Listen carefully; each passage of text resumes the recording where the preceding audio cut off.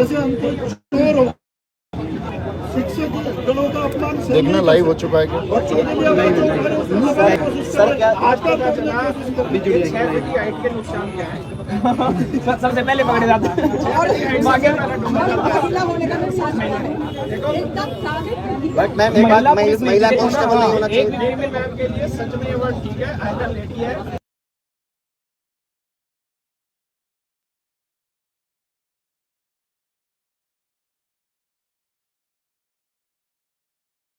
लेकिन चलो मैडम ने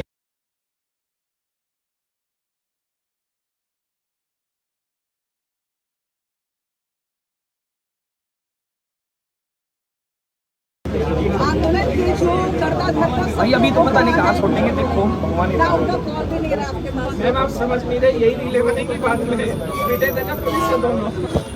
बात तो यही है। प्यारे साथियों नमस्कार। आप सब लोगों को पता है कि आज सब लोग इस देश के टीचर्स और लगभग बहुत सारे टीचर्स थे जिनको सुबह से ही गवर्नमेंट प्लानिंग कर रही थी कि इनको इकट्ठा ना होने दें। फिर भी लगभग मैं ये कहूँगा देश भर से ज़्यादा 100 से ज़्यादा टीचर्स यहाँ थे और अभिनय सर थे, आदित्य रंजन सर थे, अंकित भाटी सर थे, संजीव सर थे, राहुल तेवतिया सर थे, राहुल शर्मा सर थे और सभी चैनल से नीतू मैम थी, विक्रमजीत सर थे, काजल सिहाग मैम थी, बहुत सारे लोग यहाँ थे। सब लोग यहाँ पर पहुँचे हुए थे।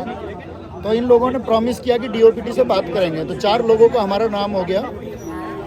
बात करने जाने वाला था मैं, अभिनय सर, नीतू मैम और राकेश सर। हम चारों बात करने जाने वाले थे। उन्होंने कहा कि हाँ आप चारों की बात करा देंगे, इसके बाद में ये लोग थोड़ी देर हमको वहाँ होल्ड करते हैं, आश्वासन देते हैं और उसके बाद ने इसको मतलब इतनी लाठियाँ बजाई हैं। कोई फीमेल स्टाफ नहीं है उनके साथ में, हमारे साथ फीमेल मैम भी हैं, मैडम थी, बहुत सारी मैम थी। सबको लाठियों से पीटा गया और सबको खचेड़ के बस में भरा गया कि भाई खींच के बस में बिठाओ सब लोगों को। संजीव सर का लेफ्ट हैंड टूट गया और इतनी लाठियां सब लोगों को मारी है। अंकित सर के ऊपर इन लोगों ने हाथ छोड़ा है, मतलब बदतमीजी की है। यार हम दिल की पुलिस समझते थे, ये दिल की पुलिस है, लेकिन समझते हैं कि हाँ एक दबाव होता है प्रशासन का, वो सब हम समझ सकते हैं। लेकिन हमारा सिर्फ लाइव आने का उद्देश्य ये है कि आप गवर्नमेंट तक ये मैसेज भेजें कि इस देश के यूथ की बात को आप क्या लाठियों से दमन कर देंगे?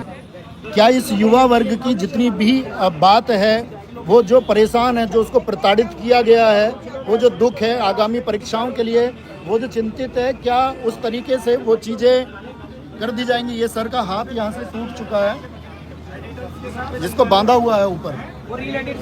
अभी हम लोगों को इन लोगों ने गिरफ्तार करके बस में बिठा लिया है और बहुत सारे आगे पीछे भी पुलिस की गाड़ियां हैं। तो ये लोग कह रहे हैं कि इन लोगों को कहीं बाहर ले जा करके पीटेंगे, कुछ करेंगे या वहाँ छोड़ेंगे, इन लोगों को कहीं पे छोड़ेंगे। मतलब उससे फ़र्क नहीं पड़ता, उस बात से फ़र्क नहीं पड़ता। लेकिन बड़ी बात यह है कि यार जब हम इकट्ठा होते हैं ना तो हमको भागना नहीं चाहिए। पुलिस आई थी तो क्या बात है, हम खड़े थे, किसी को नहीं जाना चाहिए। क्या होता है गिरफ्तारी से? भविष्य को सोचते हुए फांसी के फंदे पर हंसते हंसते झूले थे। इस बात के लिए झूले थे कि हम एक बेहतर देश बनाएंगे, एक हम सशक्त युवा बनाएंगे। लेकिन क्या वो सशक्त युवा ये सरकार बना रही है? क्या डीओपीटी की ये बात, और आप सब लोगों को अपनी बात डीओपीटी से रखनी है, ये जो एसएससी कर रही है, डीओपीटी जो कर रहा है, क्या इन लोगों के पास इतना समय नहीं है कि प्रतिनिधित्व करने वाले 4 टीचर से ये इकट्ठे बात सुन सकें? क्या उन सब लोगों की बातों को सुना जा सके कि भाई लोग दरअसल में चाहते क्या हैं? क्या संशोधन हो ना हो वो विचार योग्य रहेगा, उस पर विचार किया जा सकता है। लेकिन क्या इस तरह से लाठियों का प्रहार करके, आप लोगों को पता होगा लाला लाजपत राय ने एक बात कही थी कि मेरे सिर पर लाठी का एक एक प्रहार अंग्रेजी शासन के ताबूत की उभरेगा। और मैं ये कहता हूँ इस देश के अध्यापकों पर यदि लाठियां बांधी जाती हैं तो इस देश के युवाओं की आवाज को दबाने का काम तुम कर रहे हो। ये सिर्फ तुम अध्यापकों के ऊपर लाठियां नहीं पीट रहे हो, ये तुम काम कर रहे हो कि इस देश के युवा के भविष्य को हम लोग दबा देंगे। भविष्य की बात कोई भी की जाएगी, शिक्षा की बात कोई भी की जाएगी तो उसको लाठियों के दम पर दबा दिया जाएगा।